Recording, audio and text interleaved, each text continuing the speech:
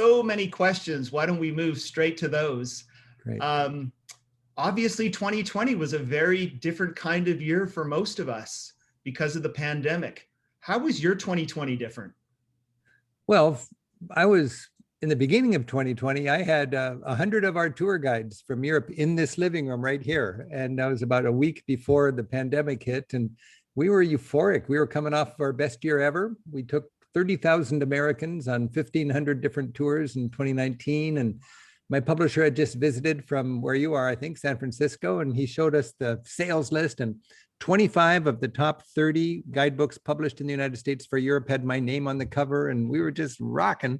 And then all of a sudden, this tsunami of a pandemic just swept over us, like everybody, just kind of put our whole lives on hold.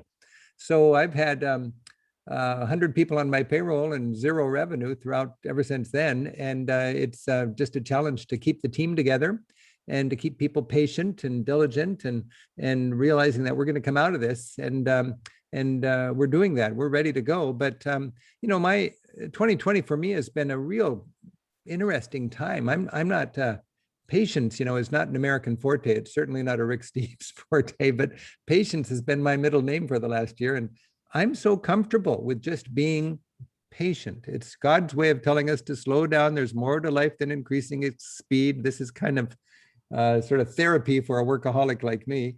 And I'm just taking a break. I don't regret my focus on European travel, but for the last year, I've been employing my traveler's mindset right here at home, trying new stuff, and it's been, I'm really where most of us are privileged people who can dream about traveling, and I'm totally aware of that. But I've got a comfortable place to work. I can do my work at home. I'm healthy. I've got a beautiful environment. So I'm pretty thankful about that. And 2020 has not been bad. I just have not been on an airplane I haven't stepped on an airplane for more than a year now. And coming off of 30 profitable years to a very unprofitable year. But, there's so much more to life during this pandemic than my bottom line and our travel dreams. And I've been focused in on things that really are more fundamental, being sure that our community is in good shape and getting to know the neighborhood and trying new passions and learning new things and appreciating the environment. There's so much to focus on that. When we're at home, I think we can be positive about that. And I'm thankful for that. Thank you, Rick.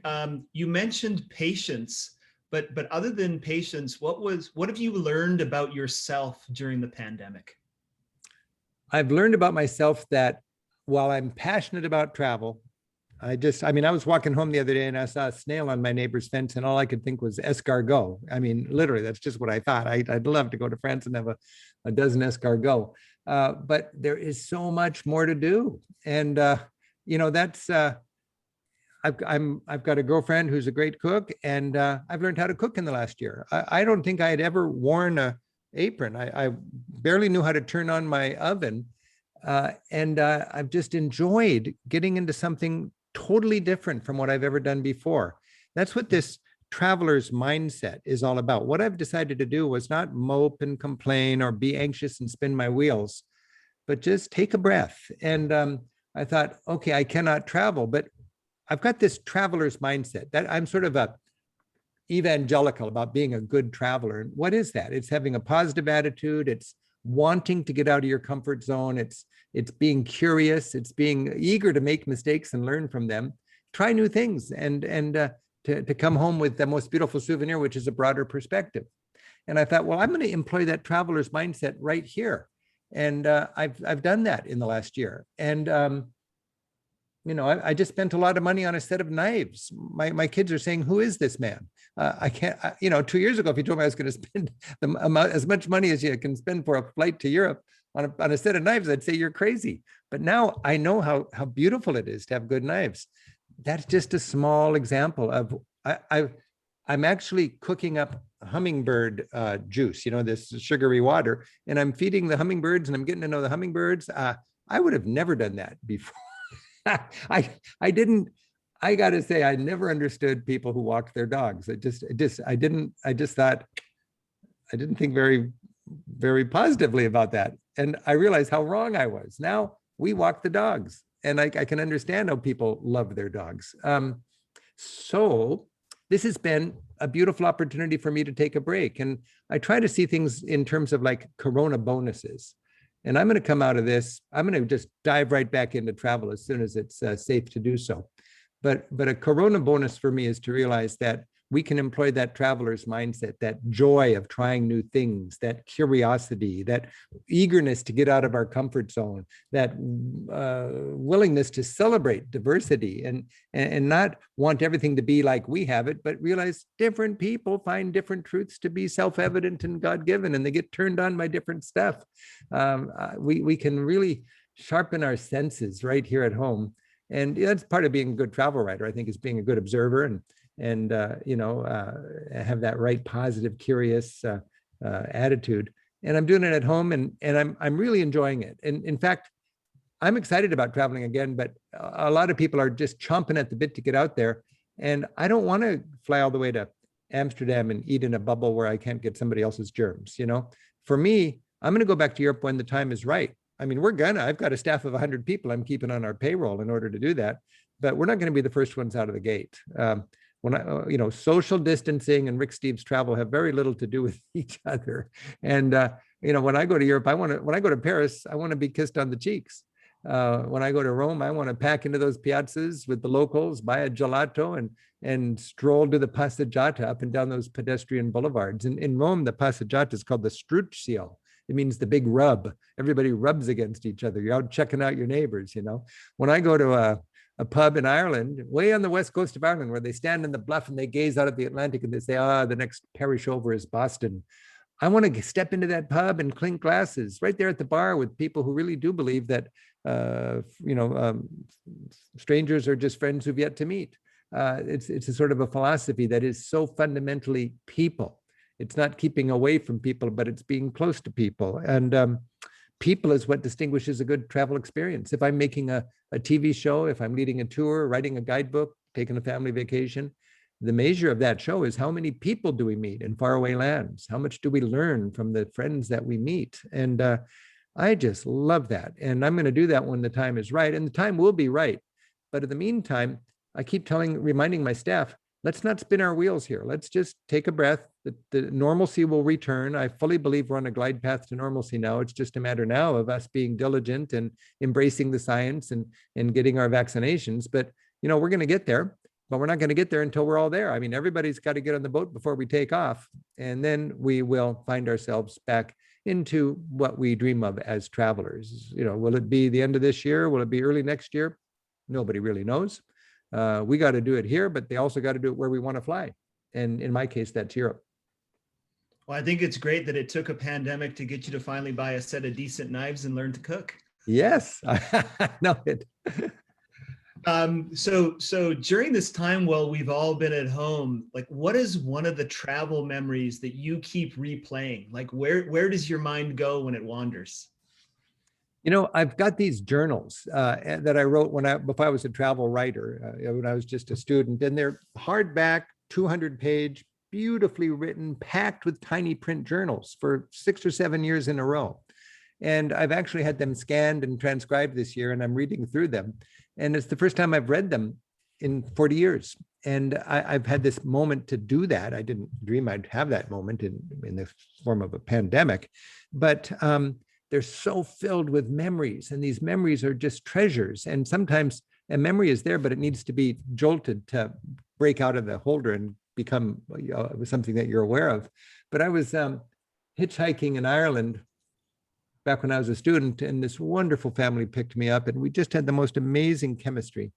His name was Eamon O'Rourke, and his family, he was a plumber from Castlewellan in County Down in the north of Ireland. And I hung out with them for a few days and just had a beautiful time, visited him on trips after that. I haven't talked to him for more than 30 years.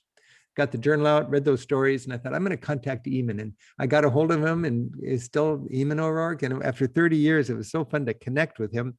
That was a beautiful thing. I've also been thinking about moments in my travels that reminded me of humanity, because right now with the COVID pandemic, I'm just very it's thought-provoking for me to think that this is a fight all of humanity together. We're all together in this challenge. It's not a Cold War where we got us and them, or you know, something like that. It's just all the people are fighting this COVID thing. And when I was 14 years old, it was my first trip to Europe. My parents took me to Norway to see the relatives. I was on the carpet in Bergen of my cousin's home with the cousins, watching Neil Armstrong walk on the moon in 1969. And I remember it vividly, watching the moon landing with a Norwegian language newscaster. And I remember him saying, "En lite skritt for menneskeheten," and a giant leap for mankind, you know. And I remember, it's funny because you think, how aware were you as a 14-year-old tyke, you know? I remember thinking back home, all of my friends are waving American flags. And I'm in Norway here, realizing that all of humanity is celebrating. It was a human accomplishment as much as an American accomplishment. And I don't think a lot of my friends would have thought that had they not had the opportunity to be outside of the United States when Armstrong walked on the moon in 1969.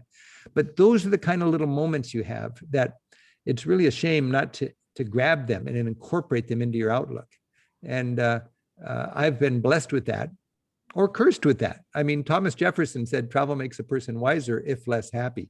You know, you want to be part of the solution. You want to be engaged in the challenges confronting us and so on. You want to reach out and understand that we are not the norm. We're a beautiful 4% of this planet, but we're certainly not the norm. And there's 96% out there. And when we travel, we get to know them. It's humbling and it's joyful all at the same time. And today we are confronted by a problem that I think can bring humanity together if we're thoughtful and play it right. This is the kind of challenges that will be confronting us in the future, I think, going forward. These challenges will be, impervious to conventional defenses. We can spend $1 trillion a year on our defense if we think that's going to make us safer. But the irony is we're going in the wrong direction, because the real risk is going to be things like we're confronted with right now. And that's not combated with tanks and weaponry. It's confronted by embracing science and having good governance and working with other nations together, recognizing that these challenges, they don't get stopped by walls. You could have the biggest wall in the world and they're just going to leap right over it. If we whoop the pandemic here and it's still raging south of the border, we're not safe. So this is a new sensibility I think we're going to come out of this with. And I'm just very hopeful because of that. And I can get that kind of look at things because I take it from a traveler's point of view. I take it with a broader perspective. Somebody who's never traveled thinks in terms of us versus them. And I think if you've traveled, you really think in terms of we. Thank you, Rick. Any predictions on how the travel industry will change post-COVID? Everybody's wondering that. And I think it's really a matter of how completely does the vaccine conquer this thing. I mean, how did smallpox change us? How did polio change us? Well, not much. It's just we got to get our shots. Ideally, God willing, we get our shots and this thing becomes something that, okay, you get an annual booster and you can travel on. I think we're on a glide path to normalcy. Now, does that mean no change? I think we'll come out of this with a bigger sensibility towards just safety and hygiene. I mean, people in the Pacific Rim have been wearing masks for years, and until this last year, I didn't get it. Now I understand, yeah, maybe if you're in a crowded subway in Paris, you're going to wear a mask. You have that option. That might be the norm. I don't know. And you might have less touch in stuff. I mean, I like to go to a restaurant where you just shine your phone on the menu, on the QR code, and it pops up right like that. You've probably seen that. Well, that's a pretty cool innovation. And I don't need to finger a grubby menu when I'm going to be eating. There'll be innovations like that. But I think a couple of years from now, we're going to look back at this and just think of it as ancient history. And I think travel will basically be what we were used to. To me, it's analogous to an airport. Before terrorism, we can remember that, most of us, You had broad lobbies. Do you remember when there were big, expansive lobbies in airports? You just waltzed Yeah. right through it. It was really cool. And your loved ones took you right out to the gate. That was part of the ritual of traveling. It was a beautiful thing. Now, of course, those lobbies are gone. They're filled with TSA apparatus. And you don't get anybody to go to the gate with you. The gate is a lonely experience instead of a family celebration experience. But an airport is still an airport and we still travel. So we don't know exactly how it's going to change. But one thing I am concerned about is you got to pack the house. As long as things are 25% capacity, as long as you sit every other seat on the airplane, it just doesn't pencil out. I'm a businessman, you know, we have something very important called fill rate. We took 30,000 people on our tours in 2019. If you could take 30,000 people on tours and make almost nothing if you had 15 people on a tour. But if you have 25 people on a tour, that's how big our tours get. We had a 98% fill rate. That's very profitable for us, you see. So you got to pack the house. You got to pack the concert hall. You got to pack the airplane. You got to pack the tour bus, the hotel, the restaurant, in order for the staff to be paid well, the product to be quality where there's a lot of money invested in what you're selling, in order for it to be a good price so people can afford it, in order for it to be profitable for the guy who runs the business to make money at it. You see, all of that is possible if you're efficient. But if you can't get a good fill rate, it all falls apart. It's not sustainable. So I'm waiting for I'm waiting for pack the house instead of social distancing. And I know restaurateurs and hoteliers and airlines and tour organizations and the theaters and musicians and dancing groups, it's the same thing. We got to pack the house. And the only way to pack the house is to get to that herd immunity. And that means we got to get with it when it comes to that vaccination. So when we do start traveling again, Rick, is there a way that we can do it in a more sort of responsible and ethical way? You know, this COVID time is a nice time to take a pause. I mean, right now in Europe, the crowded squares are retaken by the local people. I've got friends that live in Rome, and for the first time in their lifetime, local families and children are enjoying Piazza Navona, you know, and the Spanish Steps. It's not overrun by tourists. So Europe is kind of enjoying, my beat is Europe. I mean, if I did other regions, I would be talking about that for examples. But, you know, the question in Europe is this horrible crowd situation. I mean, cities like Salzburg and Amsterdam and Barcelona and Venice and Rome, they were getting to the point where local people were getting a bad attitude about travelers because they were invading and taking over their neighborhoods. Airbnb was ruining entire districts because, you know, the Ramblas in Barcelona, if you've been to Barcelona, you know, that's a wonderful boulevard made characteristic and vibrant because a lot of people lived there. So you got the bird market and you got the little cigar shop and you got the thriving marketplace and you got the old retired guys reading the paper on the benches and the grandmothers going with their granddaughters over to buy a little a puppy for their apartment and so on. This was what was magic about the Ramblas. Well, all the tourists came there. People started renting out their apartments, not to local pensioners, but to wealthy tourists. And landlords realized the real money is not in renting to a local pensioner, but to a fancy tourist who comes in for 3 days at a time instead of a month-long or a year-long lease or something. And the rent went up. It drove the local people to the suburbs. And then the Ramblas in Barcelona becomes the domain of travelers because of Airbnb. And now you go to the marketplace that everyone was so beloved, and it doesn't sell, you know, beans and carrots and mussels for the locals. It sells fruity, slushy drinks and coconut and fancy fruit on skewers and things for tourists.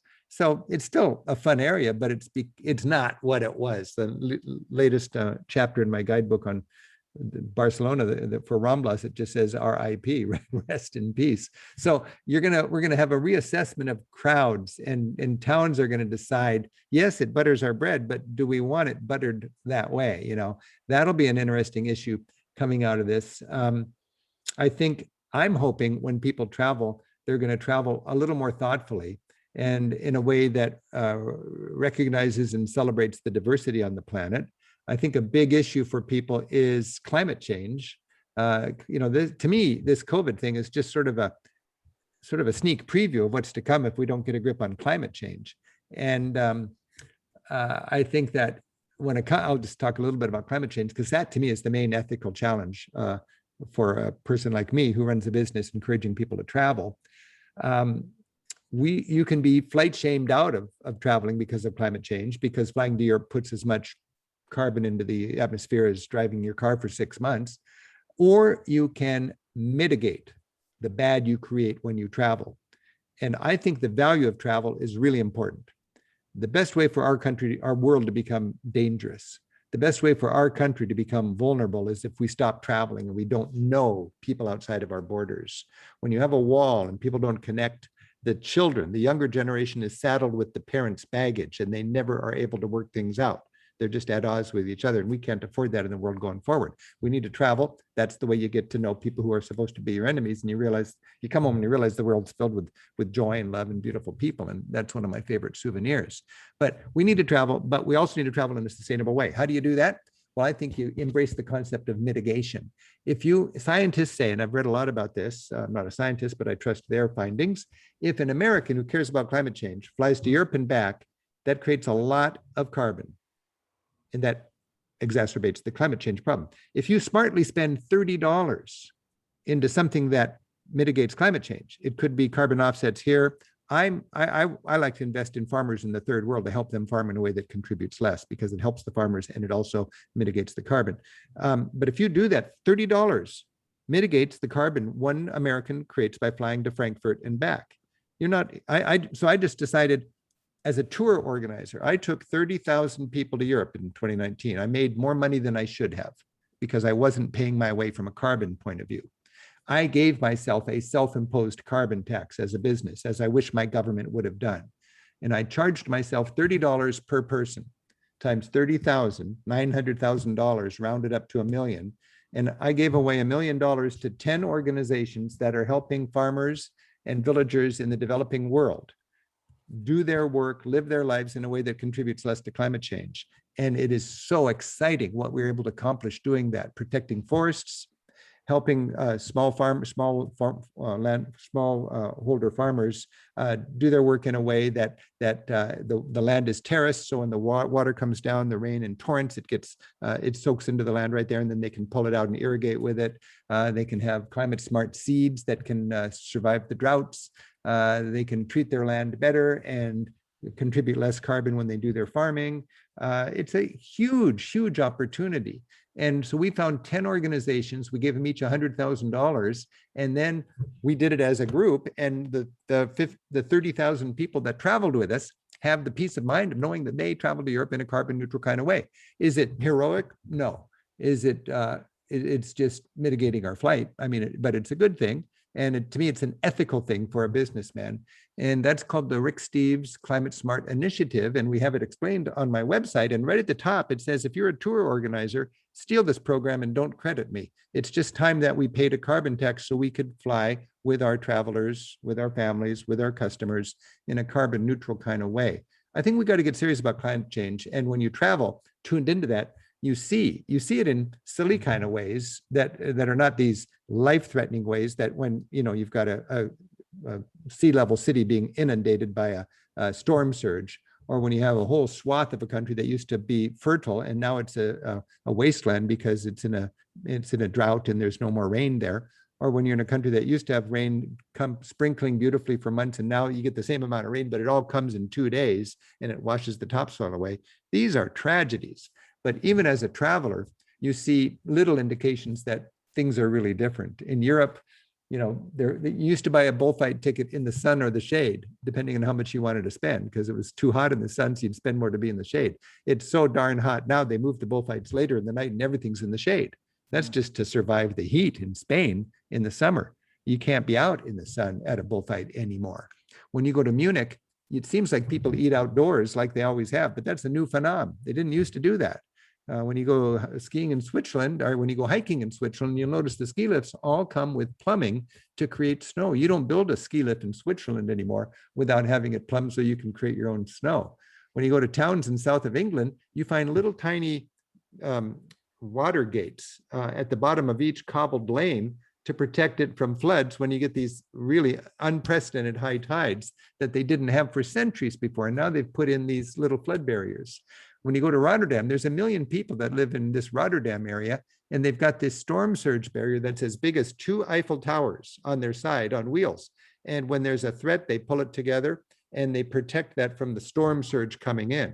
New York and New Orleans and cities like that could use something like that. And the Dutch have done it. The Dutch, as frugal as they are, they certainly don't want to waste any money, the famous Dutch, but they're spending billions of euros fortifying their dikes and raising the banks and making these storm surge barriers. So it's a fascinating time. And long-winded answer to your question, Lawrence, if we want to travel ethically coming out of this COVID thing, I think we need to get serious about climate change. And I want to stress, it doesn't mean not traveling. It means mitigating the carbon you create when you travel. And then I think you have a stewardship kind of responsibility when you spend the money and when you spend the carbon to travel and get to know the world, to come home and help our country fit better into this ever smaller planet. That's what I call travel as a political act. And I wrote a whole book about it. But to me, that's an exciting thing to do. And I think travel can be a force for peace. But we all have to walk the talk when we travel and we get out of our comfort zone. We get culture shock. You know, a lot of people try to avoid culture shock. I gravitate toward culture shock. Culture shock is a positive, constructive thing. It's the growing pains of a broadening perspective. And I seek it out. And then I fly home with that best souvenir. And that's a friendly relationship with the rest of the world. Thanks, Rick. So seeking it out probably means you try to meet as many of the locals as you can. Do you have any special techniques or ways that you meet the locals when you travel to Europe? Oh boy, you know, basically become a chameleon. I'm like physically a cultural chameleon when I travel. I just embrace whatever's local. Let's think about drinks. You know, if I'm in England, well, here in this hemisphere, tea makes no sense to me. I don't even think I've ever made a pot of tea, really. But when I go to England, a spot of tea after a long day of sightseeing feels really nice. And every bed and breakfast room has the little tea maker, and I just enjoy it. When I go to Scotland, I buy a little bottle of whiskey and I have a wee nip every night. It's a ritual for me. I don't drink whiskey in this hemisphere. When I go to Prague, I never have wine. I have the best beer in Europe. When I go to Tuscany, I never have beer. I have my favorite wine in all of Europe, and I know what wine I like. I don't know a lot of Italian words, but I know the word for full-bodied, corposo vino rosso, per favore, and I'm one happy camper. You know, when I never come home after a long day of work here in Seattle and crave a nice cloudy glass of ouzo. But when I'm on a Greek island, I don't let a sunset go down without finding a nice little corner and ordering a glass of ouzo and savoring it with that sort of, you know, every sunset to me is a devotional when I'm traveling, and to have a local drink, it's a nice thing. But those are all just fun ways to be a temporary local, people like to say. Well, that's a way to meet locals, because when you're doing it the local way, locals respect you. They want to talk to you. They'll give you a better deal. They'll get more smiles. You can take the initiative. If I'm in a university town in Italy and it's the end of the day, sun's going down, it's the magic hour, I'll go to the piazza that has all the students hanging out. And I'm just an old American guy that speaks English. I don't speak Italian. I go to that piazza knowing I'm really interesting to those Italian students. And I'll find some students and I'll buy you a round of drinks. And it's like $4, $3 a drink. I'll buy four drinks. All of a sudden I got 4 friends and I'm drinking what they're drinking, a spritz. That's what all the kids are drinking in Italy. And I'm their window on America. They've got questions. What is the Electoral College? How does that work? You know, if you want to have one very interesting little bit of conversation, get a tight definition of the Electoral College. It really baffles a lot of Europeans. But I want to be their window to America. They've been getting all this media. Now they've got an American friend. When you're in England, when you're in Ireland or Scotland, the pubs, you know, it just sounds like a platitude almost, but the pubs, that's where it's the public house. You know, people have small homes. They go to the neighborhood pub. It's a multi-generational thing. You bring the kids. You bring grandma, you throw darts, you tell stories, you have dinner, you have a shandy or you have a beer.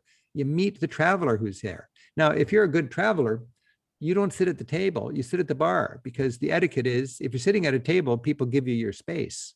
But if you sit at the bar, they know you're there to talk and you're from far away and you're an interesting person, and you'll strike up a conversation. And now you're meeting somebody who's not the woman in the hula skirt that gives you a lei when you land in Honolulu, or the person in the dirndl who gives you a pretzel when you land at Munich. You're part of the party rather than part of the economy. And we as good travelers can make that happen. I think take advantage of opportunities where you really can connect. One of my favorite countries is Ireland. And I think it's my favorite country in part because in Ireland, I enjoy the sensation that I'm understanding a foreign language. I just speak English, nothing to brag about. But in Ireland, they got that wonderful lilt and they've got this gift of gab. That means they're just enthusiastic about talking and they are artful conversationalists. And I want to be there and enjoy it. I'll be over on that, that far bluff of Ireland, and I'll meet two old timers, and I'll ask one guy, "Where are you born?" He says, I asked him, "Were you born here?" And he said, "No, it was about 5 miles down the road, And I asked him, "Have you lived here all your life?" He said, "Not yet." These Irish, they just love to just have artful conversation, and you're a blessing for them if you're just available to talk. So as travelers, we need to put ourselves in a situation where locals can meet us, whether it's at a pub in Ireland or on a piazza in some university town in Italy. Thanks, Rick. Great answers. We've got so many questions now queued up from our communities and from our front row audience that why don't we move on and take some of those questions, and we'll start with our front row studio audience. I'll call on you one by one, and we'll turn your microphone on. And if you'd make sure that your video is on when you ask the question, that'd be great. And why don't we start with Janet. Janet, turn on your video, tell us where you're from, and please ask your question. I'm Janet Clausen. I live in Lawton, Michigan. I've been a Rick Steves fan since there was a Rick Steves. I think you've definitely had an impact on my lifestyle as far as travel goes. My question for Rick is, how have you changed your way of travel as you've gotten older? Well, thank you, Janet. It's been, I love to hear people who've traveled with me for a long time. I wrote my first book 40 years ago now, and I'm really a fortunate person to have found my niche. And I spend 100 days every year traveling and getting my material updated and coming home. And for me, Europe's my beat, and I'm just working real hard to inspire people to venture beyond Orlando. But my travel styling has changed. Fundamentally, it's the same. It's getting close to the ground and meeting people and having new experiences. But as I've gotten older and wealthier, I've realized time is a very limited resource.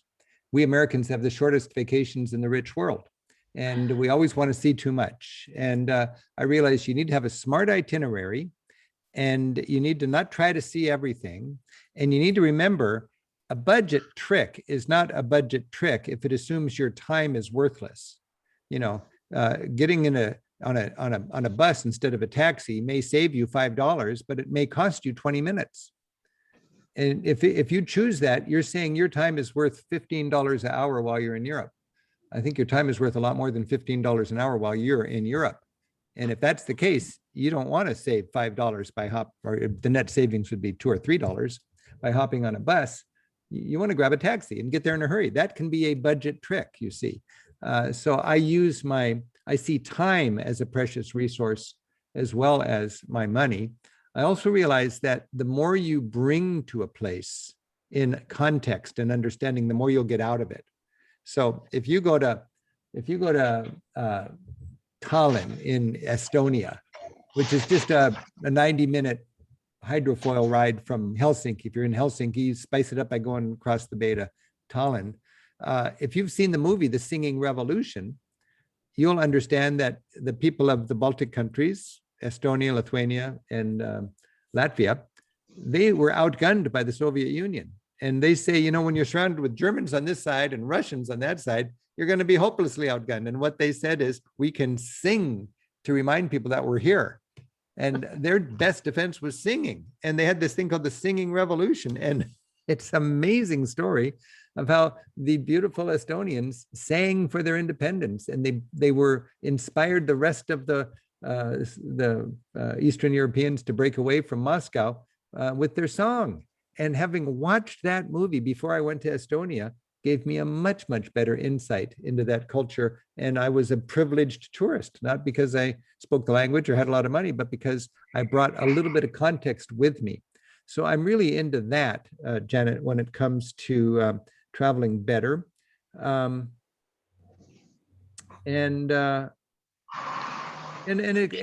are really interested in experiences these days. I don't have a bucket list.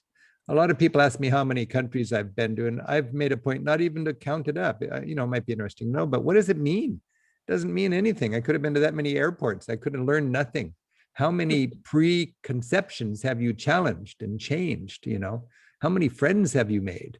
How many ways have you found that we're not, the world's not a pyramid with us on top and everybody else trying to figure it out and be like us? You know, I've got the American dream, but the American dream is not the only dream. My Norwegian relatives have the Norwegian dream. My friends in Bulgaria have the Bulgarian dream. I've been in Sri Lanka, and people clearly there have the Sri Lankan dream. My parents raised me with the work ethic. This is the work ethic. No, Mom, it's not the work ethic. It's a work ethic. My friends in Spain have a different work ethic. It's not right or wrong. If you're all about making more money, maybe this is the work ethic, but some people would rather have different family values. And I just find that so stimulating. I just love it. So I get out of my comfort, my norms. I just love to put myself in a situation where I'm the oddball, I got on an airplane in India, went to the bathroom, and there was a decal over the toilet that showed with a stick figure how you should not stand on the rim and squat over this toilet. And it occurred to me, there are actually people that need to be reminded, you don't stand on this toilet and squat over it.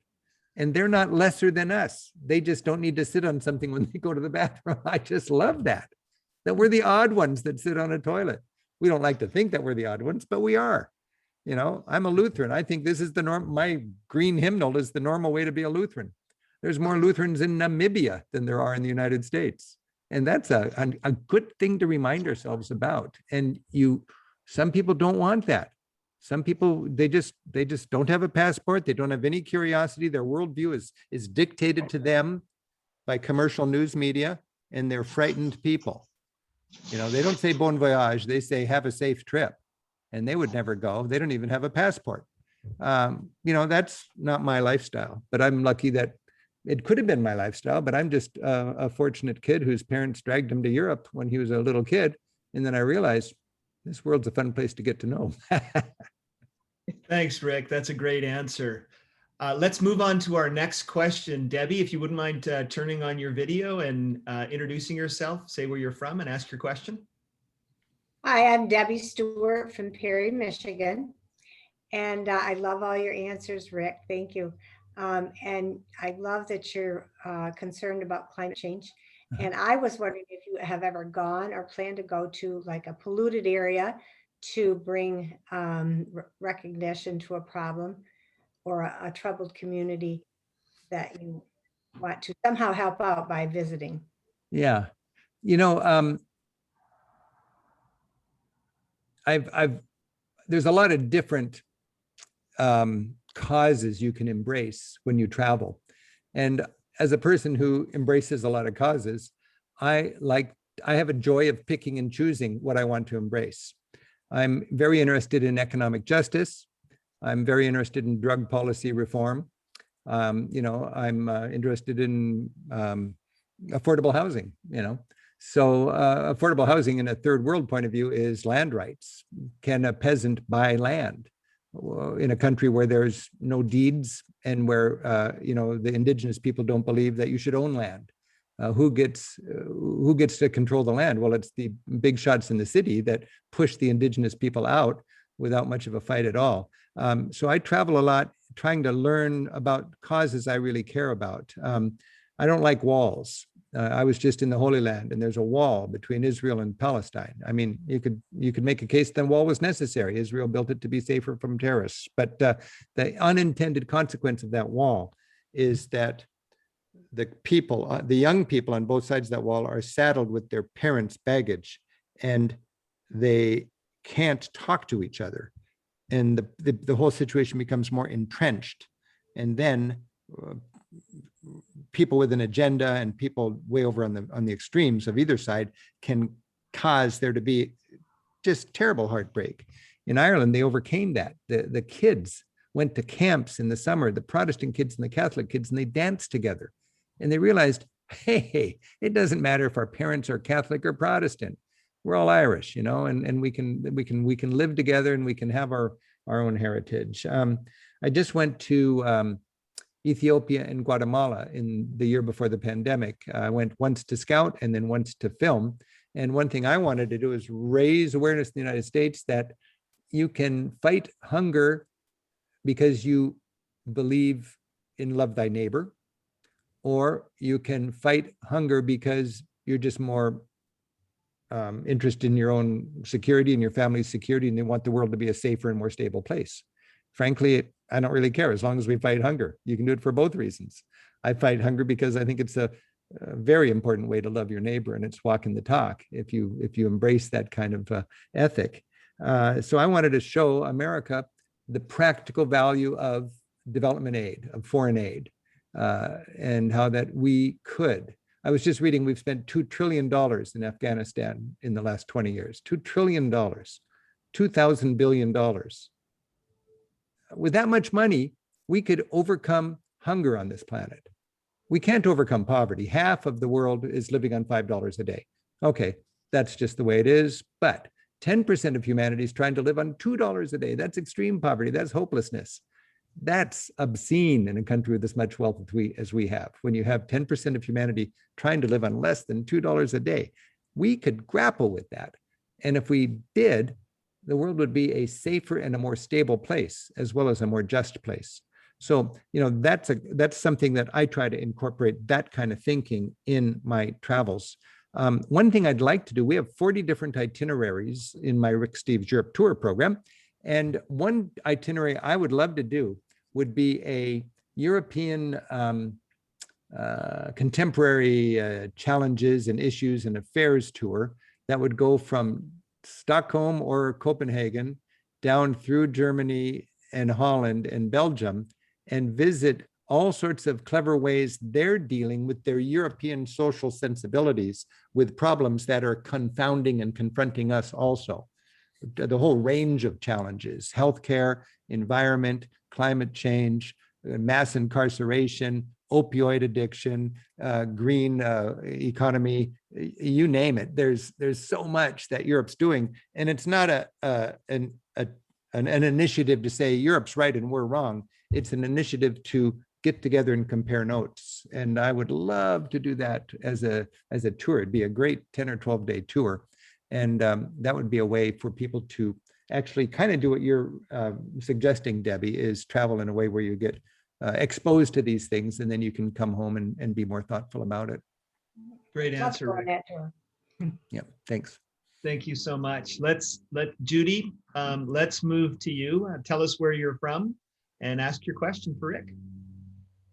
Hi, Rick. My name's Judy Habetler, and I live in Allegan, Michigan, which is on the southwest coast of Michigan.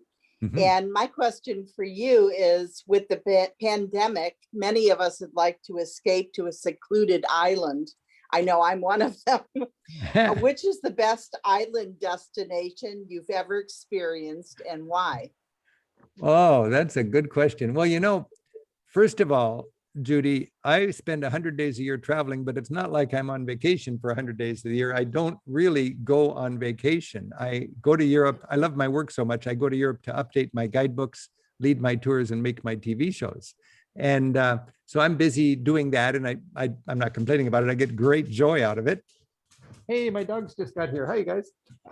Like I get great joy out of my dogs now when I can't travel. And when I'm in Europe, and that's my beat, my favorite country would be India, Indonesia, Thailand, Southeast Asia, Japan. Central America, I've got lots of favorite countries. But my beat as a travel teacher is to help Americans enjoy Europe. For me, Europe is the sort of springboard for world travel, world adventure. And I'm just trying, as I joked earlier, to inspire Americans to venture beyond Orlando.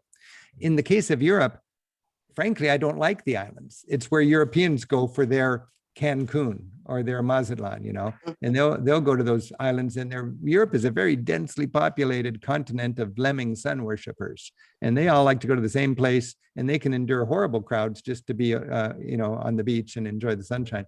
So I'm not really big into islands in Europe. And one thing I'd love to do if I could go somewhere on vacation is the South Pacific, but and I'm not that hot on the Caribbean. I don't like the climate in the Caribbean because it's just, for me, too hot, and the culture seems so similar. I'll tell you, maybe a good answer to your question would be, I surprisingly like a European cruise more than most people would think I like. A cool thing about a cruise is and the whole issue about how safe is it after COVID, that remains to be seen, but I think they're going to survive and get back on their feet. But a cool thing about a cruise is, you got the efficiency of this floating, comfortable American resort. And there's nothing wrong with that. And you travel at night, enjoying your American resort with your American friends. And then you got 12 hours a day, every day a different country to explore. And you can be the lemming kind of herd of a sheep kind of traveler and just get on the bus and follow the directions.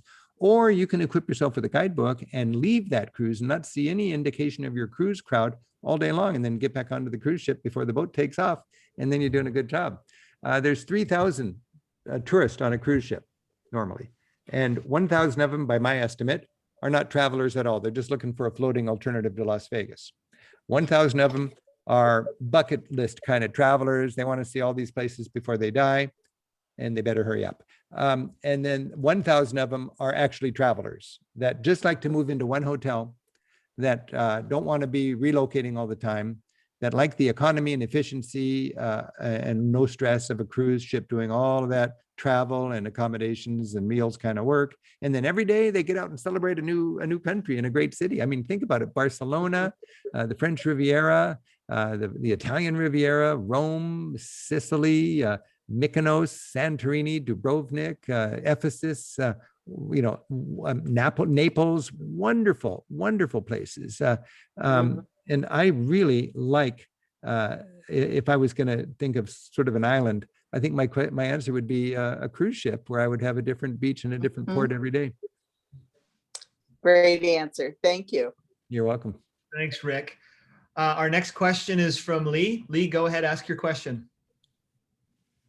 Hi. Hey, Lee. Hi, Rick. Hi, everyone. Rick, my question, is there a place that you've traveled to that you could actually see yourself living there? And if so, can you explain why that place? I think the interesting answer to your question is there's no place I could see myself living. For some reason, I love to travel, but I'm so anchored right here. I think Lawrence might have mentioned that in the introduction. I can look out my window, just like I can look out my office and see my junior high school. I mean, I haven't ventured very far, but I've spent a third of my adult life living out of carry-on-the-airplane size suitcase overseas. So I am really thankful to be able to come back home, and I'm cut out to live right here in Seattle. The only thing that would drive me away from this place is if the weather became really nice. I'm just like a kind of like a lizard living in a terrarium here with a lot of plane tickets to get a break from that. And but I've toyed with living in Europe. Part of my problem is I'm hopeless when it comes to languages. Other people, my cameraman, he picks up the language wherever we go. My son and my daughter both picked up languages. I'm not wired to learn languages. I probably could, but I just not wired. So I'm at a huge disadvantage that way. So if I went to Europe, I wouldn't want to be the kind of expat that did not speak the local language. So I'd be limited to living in Britain, which is not one of my favorite, would not be one of my favorite places to live. If I spoke the language, I could imagine living in Paris or Milano or Vienna. I'd love to live in Vienna. Vienna would be a great place. I almost bought a little a little villa in Italy on a hill town in the middle of Tuscany. And it was situated right in sort of a grand canyon of Tuscany. And it had Etruscan cellars below it that went back centuries before Christ. And I almost bought it, but then I thought if I bought this, I'd have to come here all the time. And one thing I love about my style of travel is I get to go everywhere. I get to go wherever my dreams are taking me. I was booked on a flight to Istanbul when I had to cancel my trips last summer because of COVID.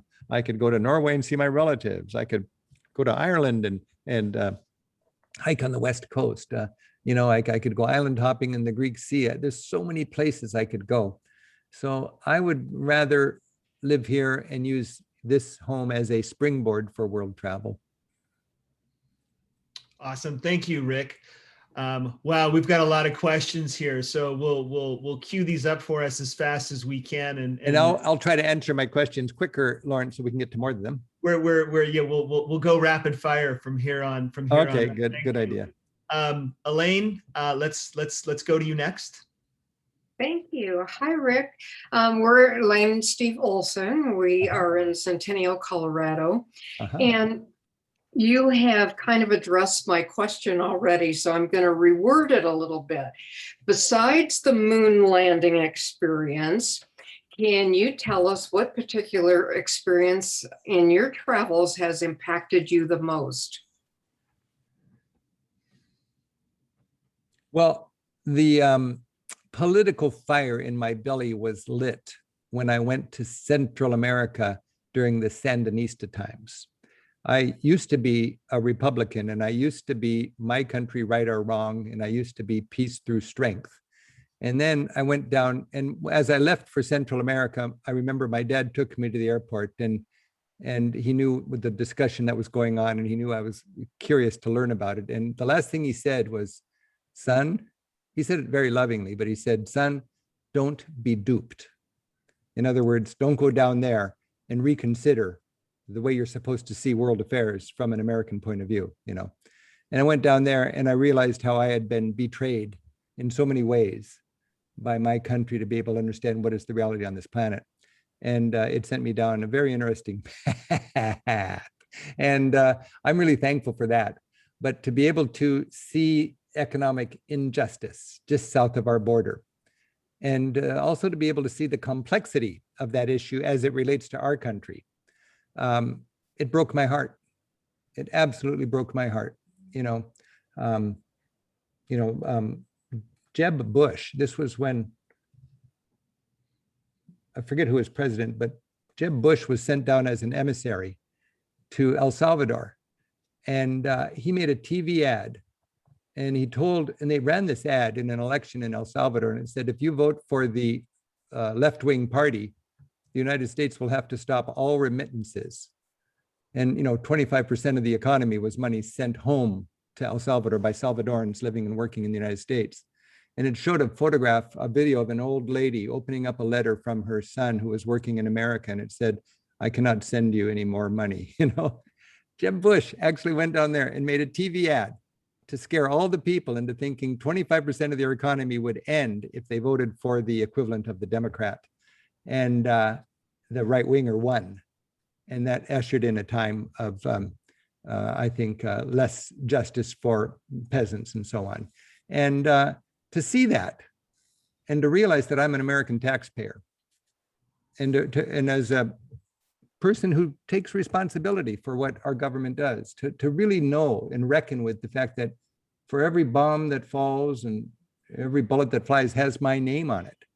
And I'm not a pacifist. We've got to use our military sometimes, and innocent people even have to die sometimes, but it's a big deal. And I take personal responsibility for that. And I want to go there, and I want to know what is the truth. I don't want the truth to be spoon-fed to me. The truth about Iran, I think, was spoon-fed to us by the Iran hostage crisis. I mean, what most well-educated people like you and me knew about Iran was what we learned from Ted Koppel, right? I was totally into that. And then I decided I want to fly to Iran and talk to these people. And I made a TV show about it. But you don't know Iran unless you go there. There's no way to know Iran unless you go there. You don't know Nicaragua unless you go there. And it complicates your life. As I said, Thomas Jefferson said, travel makes a person wiser, if less happy. Oh, it's more complicated than I realized. Muhammad said, don't tell me how educated you are, tell me how much you've traveled. The whole idea about making that Hajj to Mecca is to get away from your home. You learn more about your home when you leave it and you look at it from a distance. I'm kind of like the medieval jester as a travel writer and a tour guide. The medieval jester 1,000 years ago in Europe was paid for by the king, given room and board in order to leave the castle and go out with the people, the peasants in the barrio, and find out what are the jokes they're telling and what do they really think and so on. And then to come back into the castle and tell the king the truth. And the king needed it. He paid for that annoyance. And I really feel like travel is that way. If my government says I can't go somewhere, that's probably the first place I want to go. Why don't they want me to go there? I'm sorry. Is that wrong? I don't think that's wrong. I want to know what these people are like. And I find that, cool thing about travel is when you go to visit people who are supposed to be your enemies, they get to know you, and it makes it very tough for their propaganda to dehumanize us as a people. If we don't go there and they never meet us, then they're just as malleable as we are. And then when you go home, it makes it tougher for our propaganda to dehumanize them. That's a powerful thing. That is really a powerful thing. And, we can think that we're strong enough to call our shots and control the world, but the world's a complicated and mighty and beautiful place. And, we're 4% of it.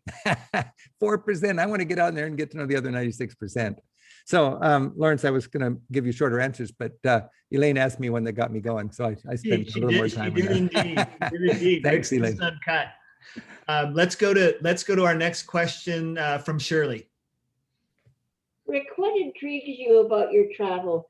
Do you prefer the history or the architecture or what other aspect of travel do you really, it's yours? Shirley, that is such a good question, because I've got a friend who writes a book about cuisine, and he gets to the culture through the cuisine. And I'm not a gourmet that way. I like the food, but I get to the culture through the history and the art. And I've always thought that, I made a choice in college. I can learn a foreign language, or I can learn to appreciate the art and the history. And I ended up getting a history degree in European history. And I just love the art. I absolutely love the art. And for me as a teacher, the art, to appreciate the art just carbonates the whole experience. When you go to Europe, a lot of people go to museums because, like I used to go to museums because my mom said it's a crime not to. You got to go to that museum when you're in this town. And I was surrounded by people looking like they're having a good time. And I just thought, how could anybody enjoy this? They must be faking it, just trying to look sophisticated. And then I took an art history class. I went back to those same museums, altogether different experience. So I find art is like a time tunnel experience. It takes you back. And then appreciating history properly requires being able to go back. You don't know how bold and courageous Martin Luther was to stand up against the Roman Catholic Church back when regular people were not allowed to read the Bible because it was only legal in Latin, which was a very clever way to keep it away from the people because they might get some bad ideas if they were empowered by reading it directly. So for Martin Luther to be able to translate it and not be burned at the stake was quite a trick. Many people had tried it and many people were burned at the stake. You remember the image in Tiananmen Square with that one dissident standing in front of the tank? 500 years ago, that was Martin Luther in the Catholic Church. To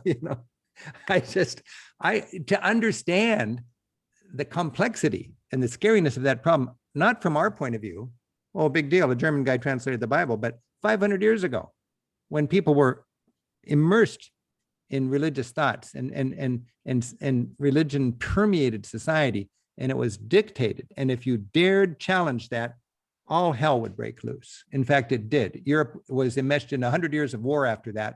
A third of Germany was killed. It was called the First World War, actually, the religious wars, after Martin Luther pulled the plug on that.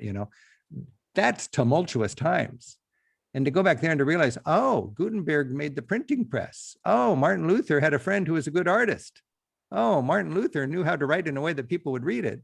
You put that all together, you have a great pamphlet with all sorts of powerful thoughts. You have a political artist that can give you the wonderful visuals. And then you got a Gutenberg printing press.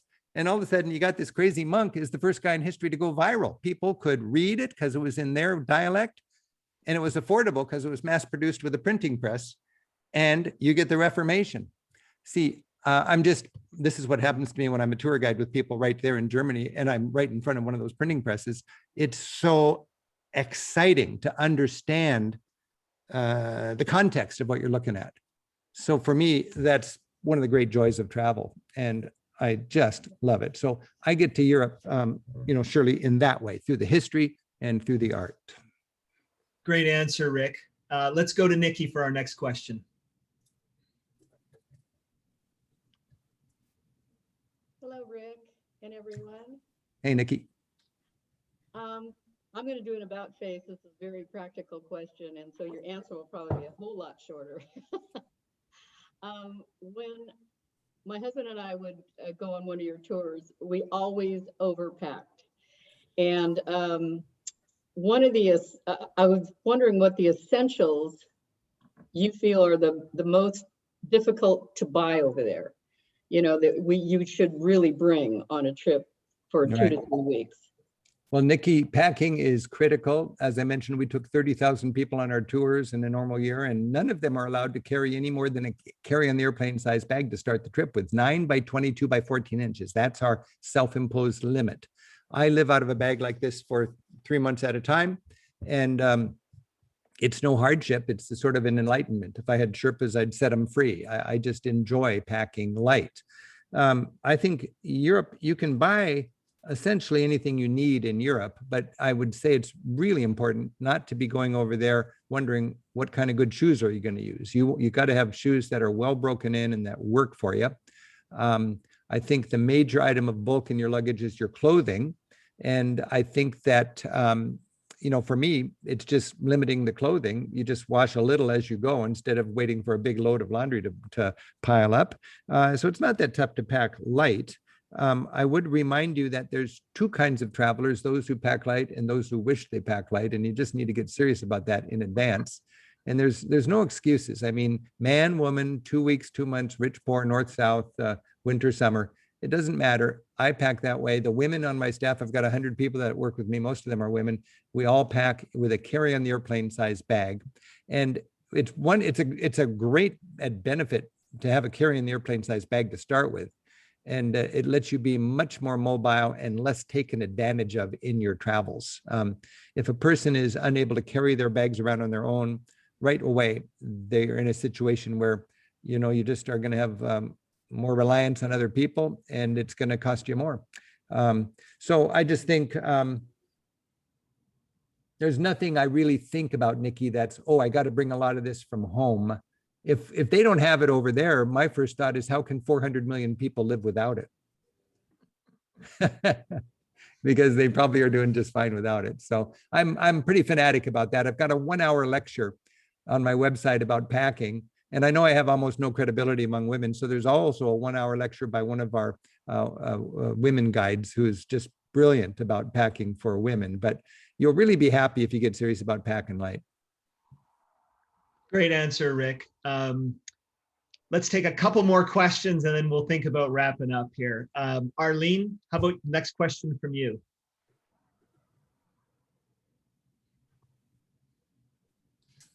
Hi. I love traveling same as you do for the purpose of meeting people. And I am newly a solo traveler. And I'd like to know if you have any hints for how a female solo traveler can meet the people, because my best memories are not the art, it's not the people, it's not the things I've seen, it's the people I've met and how they've interacted with me with them. How do I do that alone safely? Right. That's a great and important question, Arlene. I would say from a practical point of view, you're going to have better luck meeting other travelers when you're on the road and doing things that are really interesting to you, that where you're not alone and you've got a small group of people that get to know each other over the course of that experience. Experiences are really trendy. Cooking lessons, food tours, bicycle tours, a chance to make a fresco. There's plenty of things you can do that are hands-on. You get your fingers dirty in this or that slice of the culture, and you're hanging out with other tourists, laughing, having a good time. And then you realize, oh, they're a single traveler too, or it's a couple, and we seem to click, let's have dinner together. I think that really helps. I'm a big fan of food tours all over Europe. It takes four hours to go on a food tour. You visit 6 or 7 places. It's affordable. You get a meal out of it. You make a friend with the guide. And you really get an interesting look at the artisan end of the little foodie places, the creative, what's happening now in that culture. And it's a perfect way to have fun during the tour and to make friends for possibly after the tour. I think what you could do, I do not really like TripAdvisor for eating and sleeping recommendations, but I really appreciate it for things to do. That's the third pillar of what TripAdvisor offers. It's free. And you go over there, you're in Salzburg, and you go to TripAdvisor and you say things to do in Salzburg. And then you can see, oh, there's this gin tasting experience. There's this Sound of Music tour. There's a bike ride along the river. Oh, here's a chance to go to the salt mine. Oh, here's a food tour. And all of these opportunities get you with locals, and they get you experiences, and you are rubbing shoulders with other travelers. One thing, when you look at my TV show, Arlene, it's like I have friends everywhere. I'm always introducing my friend and fellow tour guide. Well, I'm just paying these people essentially to be my friends. They're hardworking local guides, and I book them, and then they meet me at the hotel and they show me around, whether I'm researching my guidebooks or whether I'm making a TV show. All of them would love to be your friend for half a day or a full day. It's kind of expensive, but I'll tell you, the local guides, and they're everywhere, they're half as much money per day and twice as important in the cheaper countries, in the more difficult countries, in Poland, in Turkey, in Morocco, in Greece, in Bosnia. You will find guides for $200 a day or $100 for half a day. In London, it'll cost you $500 a day, you see. And you don't need one in London. You need one in Bosnia, or you need one in Morocco. So I would say you could team up with other people and hire a guide. You could just book these guides in advance, but that's a great opportunity to not be lonely when you're on the road. I hope that's some helpful for you. Great question. Let's take one more from Sharon. Sharon, what's your question for Rick? Oh, am I unmuted? Okay, my question is as Americans, when we go traveling, what do we do that aggravate the people in the countries that we're visiting? And how can we avoid these behaviors? That's so fundamental and important. I've studied the ugly American problem for about 30 years, and I'm sort of ready to make my final paper, my final report. A lot of Americans are treated like ugly Americans, and it's because they are ugly Americans. They're not bad people. They're just ethnocentric. That's what ugly American is. It's ethnocentric. You don't find ugly Danes. You don't find ugly Czechs. You find ugly Russians, ugly Germans, ugly Chinese, ugly Americans. What do those countries have in common? They're big. If you're coming from a big culture, it's easy for you to think you're the norm, and then, you see Indian travelers coming from Bombay or something to Europe, and they act like they own the place. Well, India kind of does. It's 1 billion people. So what you want to do as an American is just to be aware of your surroundings and try to melt in, and don't compare things back to what's at home, but just celebrate it. If they're eating barnacles in Portugal, well, eat the barnacles. It's fun. You don't have to like them, but eat them. You wash it down with local beer. It's one of my favorite treats. When the French are really into stinky cheese, get the stinkiest cheese you can find. Don't ask for your American cheddar cheese. You want to kind of embrace the local tempo. One thing that really bothers me when I'm traveling with my fellow countrymen is how noisy we can be. We live in a land with a lot of elbow room, and we just can make lots of noise and not bother people. Europeans live in very tight quarters. They live in small apartments with thin walls, and they live right on top of each other, and they're softer. It's simple. If I go to a restaurant, or if I'm in a train car and I can hear one conversation, more often than not, it's an American conversation. Everybody on that train car is having to listen to these noisy Americans talk about baseball. And it's just ugly. that they would think that they can interrupt everybody's silence. So listen, be soft, fit in, embrace the local ways, and then people will love you. It doesn't matter who's president. It doesn't matter what war is going on.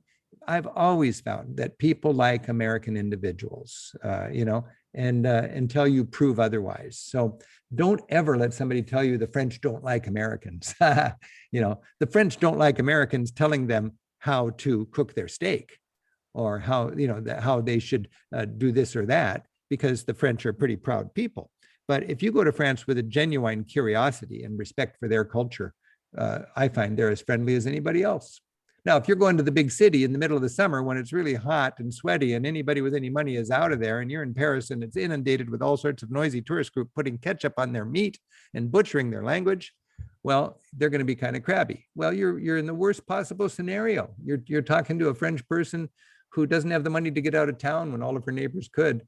And she has to deal with you, and you don't speak her language, and you're mad that she doesn't speak your language. And so you got to remember the situation that people are in who you're dealing with, and cut them a little slack if they're not as, they don't have a smiley face culture over there. We have a smile and be a winner culture, and banks fine their tellers if they don't wish everybody to have a happy day. Europeans find that quite disingenuine, whatever. They find it not truthful, and they're more frank that way. But I find that Europeans love Americans, and you have to work pretty hard to be an ugly American. Thank you. Thanks, Rick. Let's take one question from Facebook. From Deborah Ann. What circumstances might cause you to rule out visiting a particular destination, or on the other hand, make a destination one that's not to be missed? Well, some people don't go to a place because they want to boycott it. They don't like the government there. And I've never really seen the logic in that. If the government is bad, they need a visit from a reasonable, friendly American just to know that the world's a good place and America's a good place. So I've never boycotted a country. I've disagreed strongly with its government, but I go there and I like to make connections. We're a breath of fresh air to countries that are in tough times. And what makes me want to go to a place, people ask me, where's everybody going? What's the tip? When I get an interview, Rick Steves, where's everybody going? And I don't care what the exchange rate is. I don't care where the new museum is. I don't care where the opera's doing this or that. You should go where your travel dreams are taking you. If you've got kids at an age where you'd love them to see the old country and your family is Irish, take them to Ireland. If you just feel like, soaking up the sun and lots of nice seafood and folkloric culture on the beach, go to Greece. If you feel like getting into nature, go to Switzerland. If you want big city thrills, go to Paris. It doesn't matter what the exchange rate is. It doesn't matter what the news is. It just matters where your travel dreams are taking you. So that's what I would say. Thanks, Rick. And then there's one, it's not a question so much as it's a comment that I think you'll appreciate. It's from Lizbeth, who posted the question in Facebook.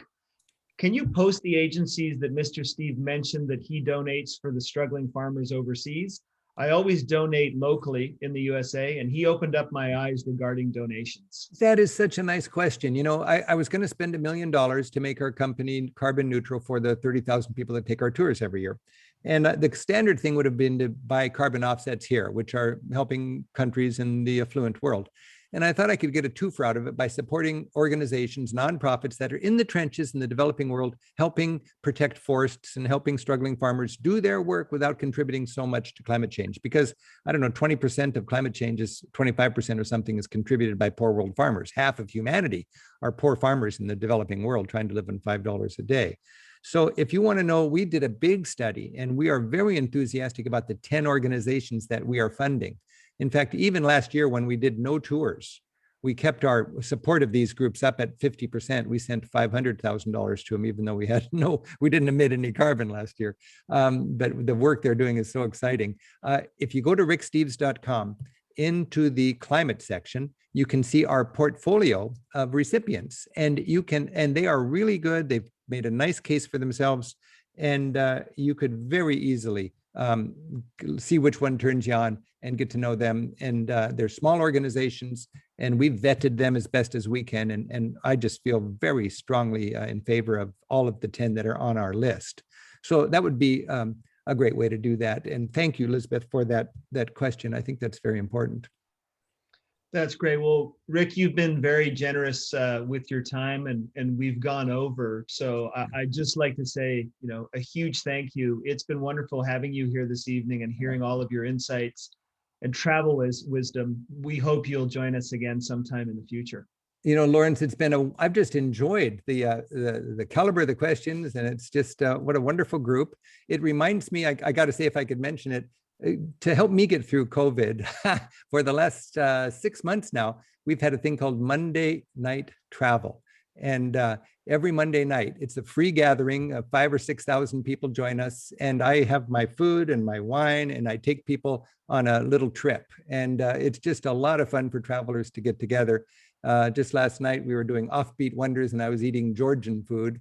And next Monday, we're going to go to my favorite markets in Europe, and we're going to be going Italian. But it's just a party. It's fun, and it's a lot of travelers, I think, just like are watching now. So, if you're curious about that, you can go to my website, Rick Steves, and look at the Monday Night Travel tab and just join us. We'd love to have you there. Thank you, Rick. Stay with us for a few more minutes. And thanks to our audience here in the front row and in our live stream communities. Perhaps Rick will spend a few more minutes after the class and maybe answer a couple more of your questions. If you'd like a recording of this event, please email our support team at help@getsetup.io. If you're new to GetSetUp, we hope you've gotten a taste for a little bit of what we do. We have over 300 online classes, all designed for older adults, taught by older adults. The classes are free as we work with local governments, community and Medicare organizations who support their members with free classes. And I'm also excited to announce our travel series of classes every Monday through Saturday in April. We have a different travel theme each day, so join us for that. Look for the sign-up link for these classes in the chat here on Zoom, on our live streams, and at getsetup.org. And everyone who registered will receive an email after the event with follow-up links and notes, including links to our travel classes. So we look forward to seeing all of you in a future class. Thanks and good night, everybody. Happy travels, even if you're just staying home for a while.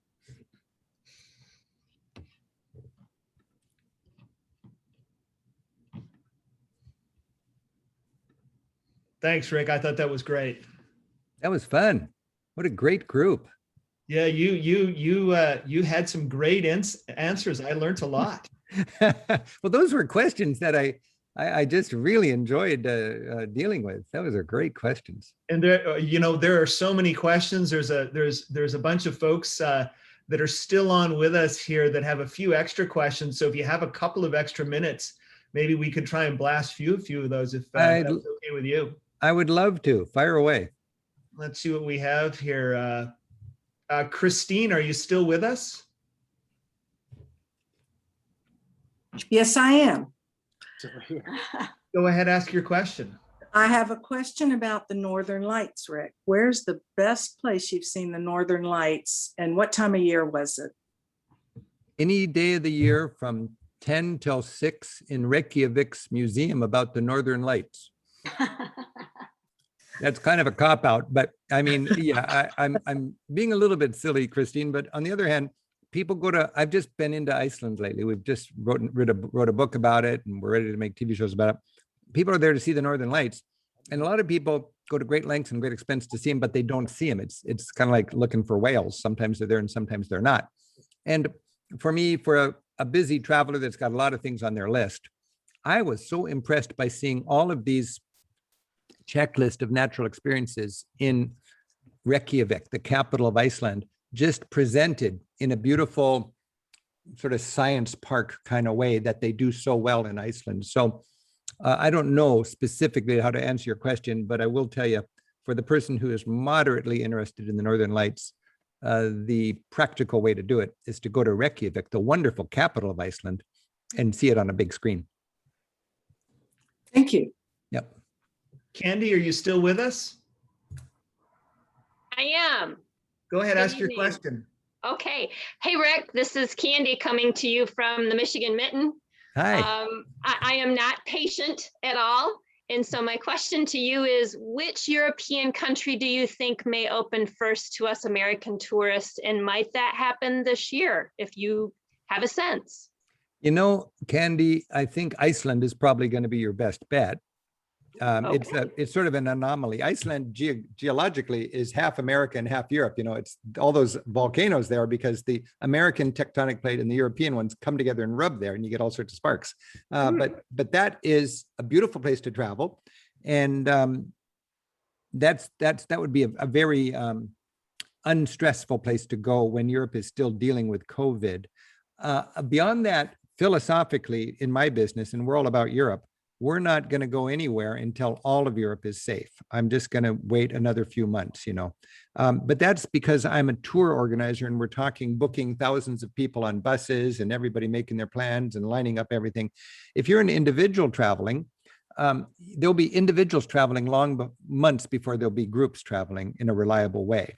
And while I'm not going to be the first out of the starting gate as a tour operator, as an individual, if I was hell-bent on going to Europe, you know, you have to make sure that that country is as together as we are. Right now, there's all sorts of stumbling going on, so it's setting us back. If everybody would just get their ridiculous shot, Europe and America, we'd all be traveling months before. Our economy would be kicking back into gear, you know.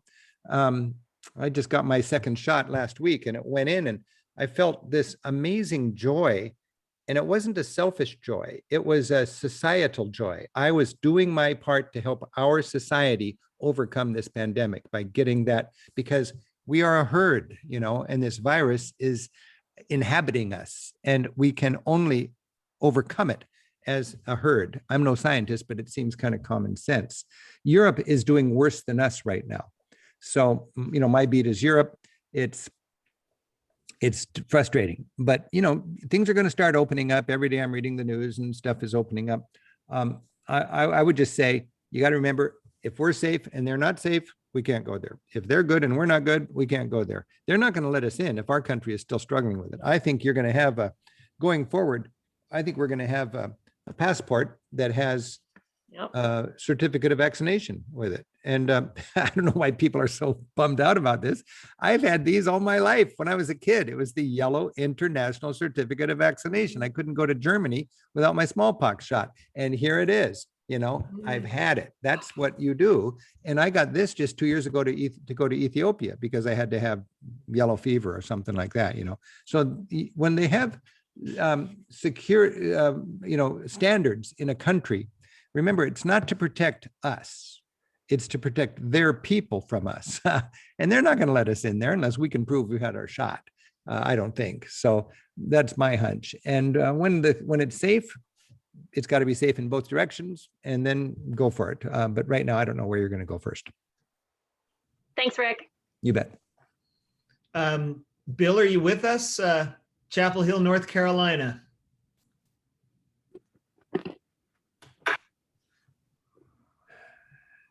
Hey, Bill. No, maybe Bill's not there. Well, right. I'll tell you what Bill's question was. I want to visit authentic and delightful small towns in Portugal. Where do you suggest?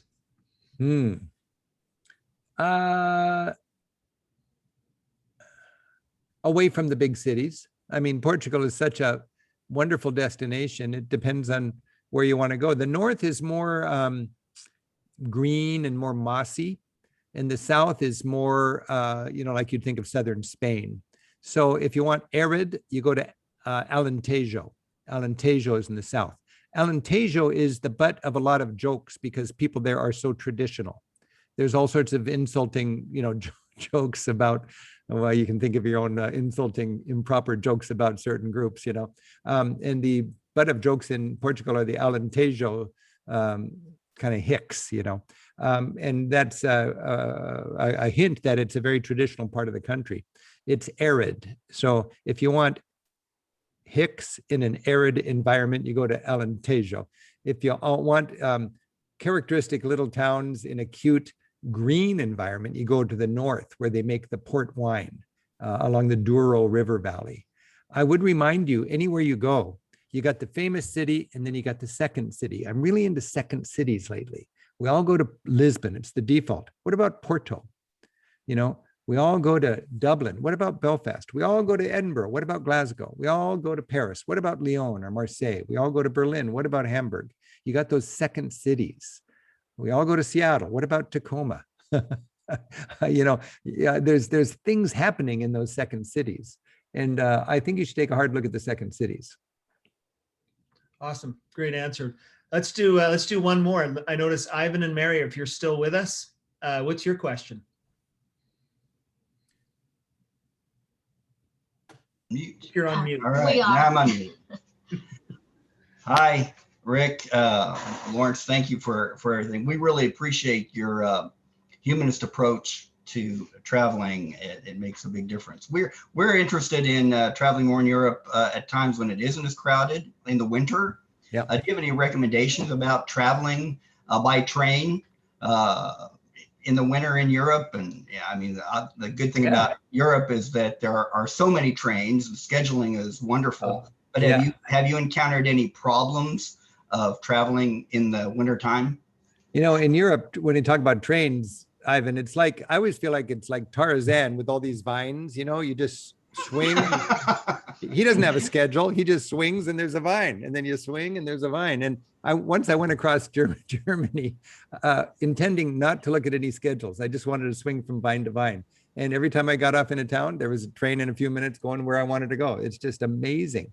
I was just noticing here in Seattle, if you miss the train in the morning, come back tomorrow. It's literally that. There's one train a day into Seattle. And that's winter or summer. It doesn't matter at all, because that's the real economy. That's not tourism, which would be closing down in the off season, So I would say the major concern I think you're smart to be going off season.